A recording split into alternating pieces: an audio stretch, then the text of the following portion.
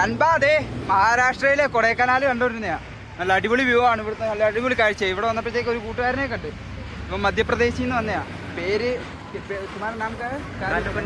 കാലു ഗണേഷ്. അവനാണെന്നുണ്ടെങ്കിൽ ഉണ്ടല്ലോ ഇപ്പോൾ ഓൾ ഇന്ത്യ അടിച്ചുകൊണ്ടിരിക്കുക. അവനാണെന്നുണ്ടെങ്കിൽ എന്താ പറയുക, മുംബൈയിൽ വന്നിട്ട്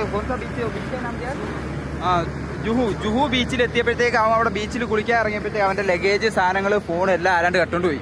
വിഷയം എന്തോ ചെയ്യാനാ. എന്നിട്ട് അവൻ്റെ എന്താ പറയുക ആഗ്രഹം വിടാതെ അവൻ വീണ്ടും അവൻ്റെ കയ്യിലുള്ള സാധനങ്ങളും കൊണ്ട് അവൻ യാത്ര ആരംഭിച്ചു. കയ്യിൽ ഫോണോ കാര്യങ്ങളോ പൈസയോ ഒന്നുമില്ല. അവൻ്റെ ഇഷ്ടം, അവൻ്റെ ആഗ്രഹം സാധിക്കാൻ വേണ്ടി അവൻ ഇറങ്ങി. എനിക്ക് ഉറപ്പായിട്ട് എനിക്ക് ഭയങ്കരമായിട്ട് സന്തോഷം തോന്നി അവനെ കണ്ടപ്പോഴത്തേക്ക്.